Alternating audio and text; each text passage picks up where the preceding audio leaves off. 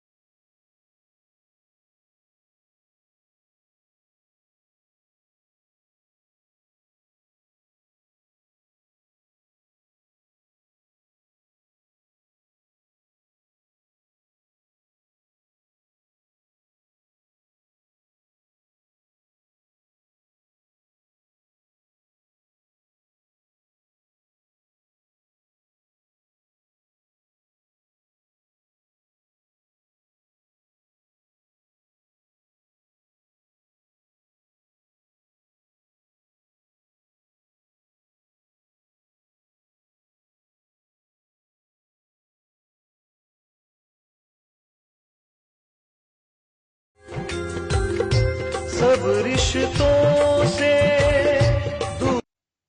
મિત્રો, આ વિડીયો તમે જોયો ને? આ વિડીયો ભરત મકવાણાએ પોતાના ફેસબુક ઉપર શેર કર્યો છે. અને આ ઘટના છે એ તળાજા તાલુકાના સરતાનપુર ગામ એના ગણેશ સ્કૂલના ડીમાણા હોસ્ટેલમાં રહેતી એક વિદ્યાર્થીની સાથે જે બનાવ બન્યો એની છે. અને આ ખાસ કરીને વિદ્યાર્થીની છે એ નીટની તૈયારી કરી રહી હતી. આપણે વિચારી શકીએ કે કેટલું બધું પ્રેશર હશે આ વિદ્યાર્થીની ઉપર, એના મા બાપ ઉપર. અને અત્યારે કેટલો બધો આ નીટનો એ પ્રેશર, એના લીધે સ્ટ્રેસ, એના લીધે વિદ્યાર્થીઓ કેટલા સ્ટ્રેસમાં પોતે આ રીતે ભણી રહ્યા છે, વાંચી રહ્યા છે, એટલો બધો સમય એની પાછળ આપે છે.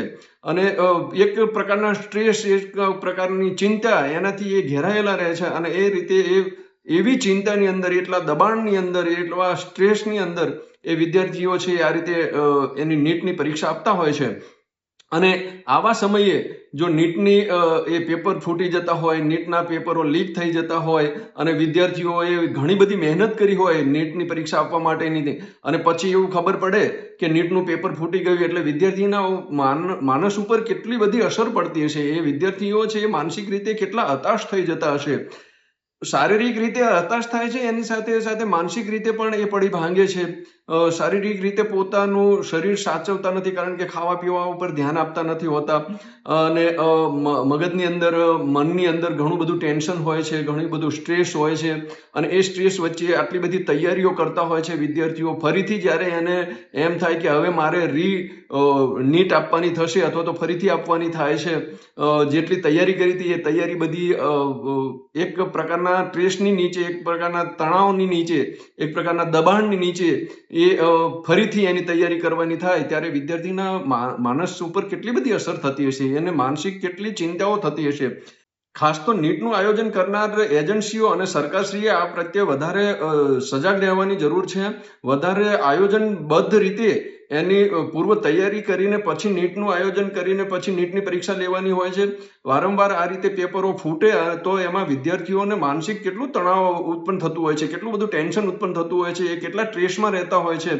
તો મારી સરકારશ્રીને પણ વિનંતી છે કે આ પ્રકારે જે કોઈ પરીક્ષાઓ યોજાય છે એ પૂર્વ તૈયારી અને પૂર્વ આયોજનથી એ યોજાવી જોઈએ, જેથી કરીને દરેક વિદ્યાર્થીઓને ધ્યાનમાં રાખવાનું છે. આવા વિદ્યાર્થી છે એ આવતીકાલનું આપણું ભવિષ્ય છે, દેશનું ભવિષ્ય છે.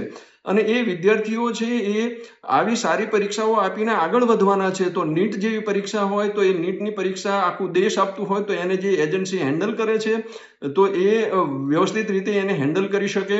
સરકારશ્રીએ એમાં પૂરતું ધ્યાન આપવું જોઈએ, કારણ કે આ વિદ્યાર્થીઓના ભવિષ્ય સાથે અને વિદ્યાર્થીઓના માનસિક સ્તર સાથે જોડાયેલી બાબત છે. વારંવાર આવું થાય તો એ વિદ્યાર્થીઓને અને મા બાપને અને દેશના નાગરિકોને પણ એ નુકસાન કરતા છે. તો આવી બાબતો ન થવી જોઈએ, એનું ખાસ ધ્યાન રાખવું જોઈએ. અને નીટની પરીક્ષા છે એ વ્યવસ્થિત રીતે યોજાવી જોઈએ, કારણ કે આ નીટની પરીક્ષાના ટેન્શનમાં અને નીટની પરીક્ષાના દબાણની અંદર એ વિદ્યાર્થીઓ ઘણા બધા સ્ટ્રેસની અંદર જીવતા હોય છે, ઘણા બધા તણાવની અંદર જીવતા હોય છે, ઘણું બધું ટેન્શન લઈને જીવતા હોય છે. તો એ બધું ઓછું થાય તો એ પ્રકારે એનું આયોજન થવું જોઈએ. આ બાબતે શાળાઓને અને વિદ્યાર્થીઓના માતા પિતાઓને પણ કહેવાનું કે આપણે એટલા બધા તો એની પાછળ નીટ પાછળ ગાંડા ન થઈ જઈએ, અથવા તો એટલા બધા એની પાછળ પાગલ ન થઈ જઈએ કે મારું બાળક છે એ નીટ સારા માર્ક્સ સાથે પાસ કરે ને એની ઉપર એટલું બધું માનસિક દબાણ આપવામાં આવે, એટલું બધું સ્ટ્રેસ આપવામાં આવે, એને એટલું ટેન્શન આપવામાં આવે, અને એટલા બધા ટેન્શનની નીચે વિદ્યાર્થી છે એ પોતે તૈયારી કરે તો એ કેટલા બધા તણાવમાંથી ગુજરતો હશે એ વિદ્યાર્થી છે એ. તો આપણે પણ માતા પિતાએ પણ પોતાની ફરજ સમજવાની છે, અને એને એ જે પ્રકારે સ્ટ્રેસ આવે છે અથવા તો ટેન્શન આવે છે તો એ ન આવે, અને બહુ શાંતિ રીતે, એવું નથી કહેતા કે નીટની પરીક્ષા ન આપવી જોઈએ, તૈયારી ન કરવી જોઈએ, તૈયારી કરવી જોઈએ, નીટની પરીક્ષા પણ આપવી જોઈએ, પરંતુ એક સારું વ્યવસ્થિત વાતાવરણ ઊભું કરીને એની તૈયારી કરાય. કોઈ માનસિક રીતે દબાણ આપીને અથવા તો તણાવમાં રહીને અથવા તો સ્ટ્રેસ કે ટેન્શનમાં રહીને એ રીતે વિદ્યાર્થીઓને રાખીને મા બાપે પણ એ ટેન્શન ના આપવું જોઈએ, અને એને વ્યવસ્થિત રીતે એ તૈયારી કરે એ રીતે વાતાવરણ પૂરું પાડવું જોઈએ. જે તે સ્કૂલો છે એ સ્કૂલોએ પણ એને એટલું બધું ટેન્શન નથી આપવાનું, અથવા તો વ્યવસ્થિત રીતે તૈયારી કરી શકે એ પ્રકારનું વાતાવરણ ઊભું કરવાનું હોય માતા પિતાએ અને સ્કૂલોએ પણ. અને ખાસ કરીને આ જે નીટની પરીક્ષા યોજાય છે ત્યારે વ્યવસ્થિત રીતે નીટની પૂરા તૈયારી સાથે પરીક્ષાઓ યોજાય, અને વારંવાર આવા પેપરો લીક ન થવા જોઈએ, એ પેપર ફૂટવા ન જોઈએ, કારણ કે એનો વિદ્યાર્થીઓ ઉપર ખૂબ મોટો પ્રભાવ પડતો હોય છે, ખૂબ મોટા દબાણ નીચે એ કામ કરતા હોય છે, એ રીતે ભણતા હોય છે. એને કેટલા બધા ટેન્શનમાંથી નાની એવી ઉંમરમાં, હજુ તો બહુ નાની ઉંમર હોય છે, 10મું ધોરણ પાસ કરે, 12મું ધોરણ પાસ કરે, અને 12મા ધોરણમાં 12 ને 5 17 18 વર્ષની ઉંમરે એ કેટલા બધા ટેન્શનમાં અને સ્ટ્રેસમાં જીવતા હોય છે નીટની પરીક્ષા આપવા માટે થઈને. તો જ્યારે એ તૈયારી કરે છે ત્યારે એને વ્યવસ્થિત રીતે વાતાવરણ ઊભું કરવામાં આવે, અને બહુ સારી એવા વાતાવરણમાં, સાનુકૂળ વાતાવરણમાં એ નીટની પરીક્ષા આપી શકે એ પ્રકારે તૈયારી કરાવવી જોઈએ. નહીતર આ વિદ્યાર્થીઓ અત્યારે આટલા બધા સ્ટ્રેસમાં અને આટલા બધા તણાવમાં અને આટલા બધા દબાણ નીચે આ રીતે તૈયારીઓ કરીને એ એમનું માનસિક સંતુલન એ કયા પ્રકારે સાચવી શકશે એ એક પ્રશ્ન છે.